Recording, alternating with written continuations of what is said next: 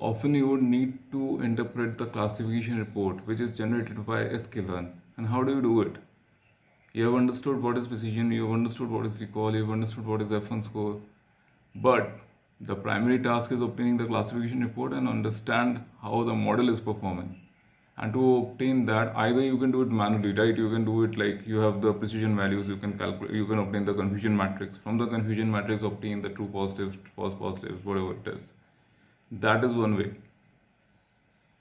However, if you do not need any metric apart from precision, recall, F1 score, and accuracy, if these are the metrics you are concerned about, then you can directly obtain the calculated values using classification report.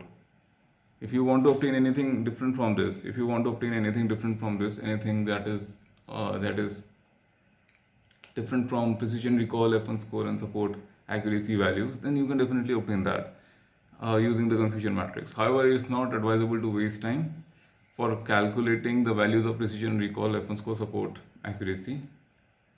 Understanding that is absolutely needed. I am not saying that you need not understand what is precision, what is the formula, and how is it calculated, what does it signify. That is needed, but but manually calculating is not needed. That is being provided by classification report.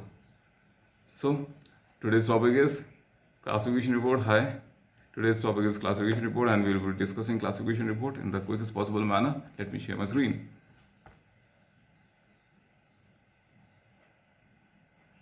So here, let me share the pointer. Yeah, understanding classification report sklearn.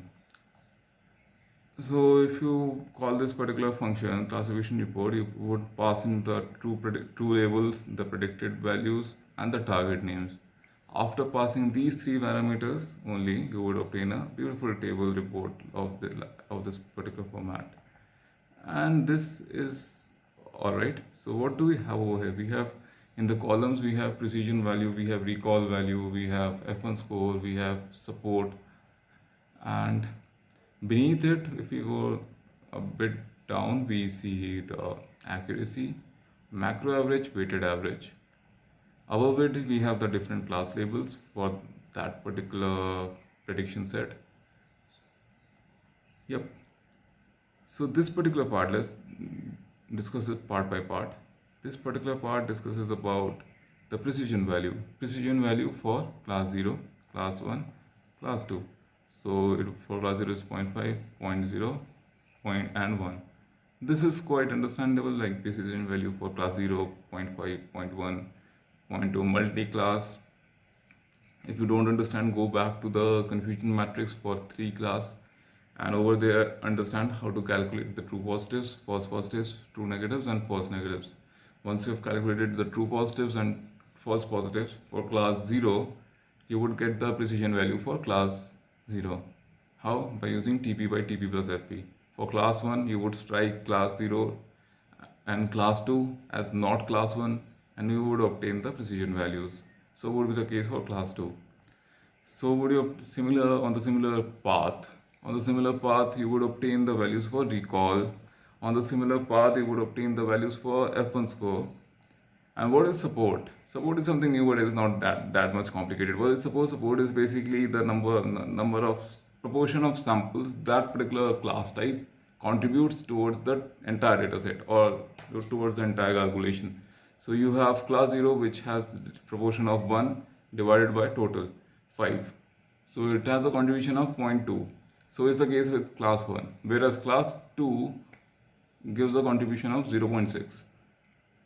Yeah, that much is clear.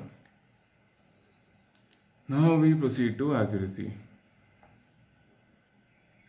Accuracy is here 0.6 has a support of 5. So we have taken in the entire data set, and for the entire data set, the accuracy score was 0.6. Macro average. What is macro average?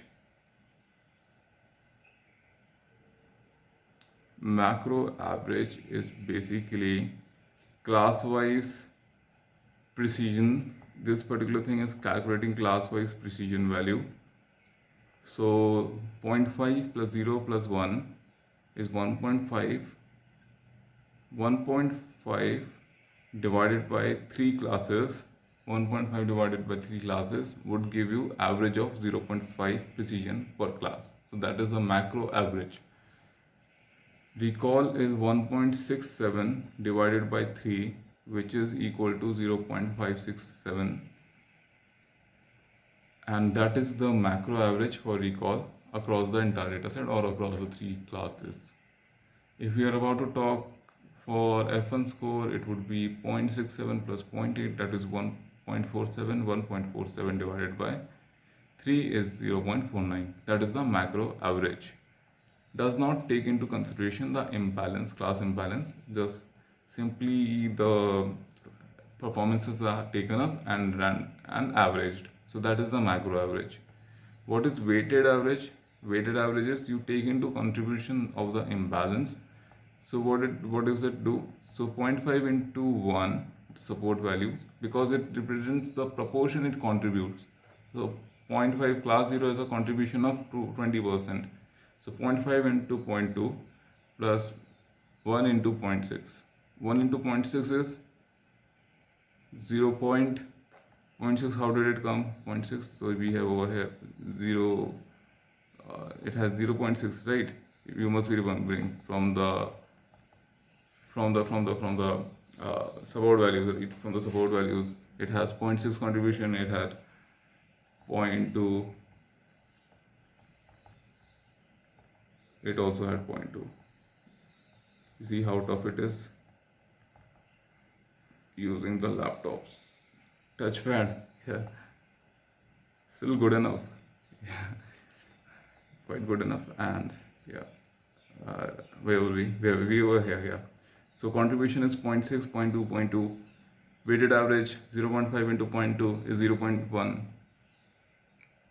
0.1, and over here we have 0.6, that gives a weighted average of 0.7. So is the case with this, and we are taking into consideration all the samples. That is it.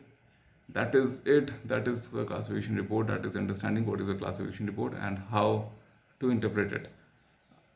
And so what's the bottom line? So bottom line is, if you have a confusion matrix, that serves well obtaining the true positives, false positives, false negatives and true negatives. However, if you are willing to, if you're just wanting to know what is the precision recall F1 score and the accuracy values across all my classes, so this is the best way out.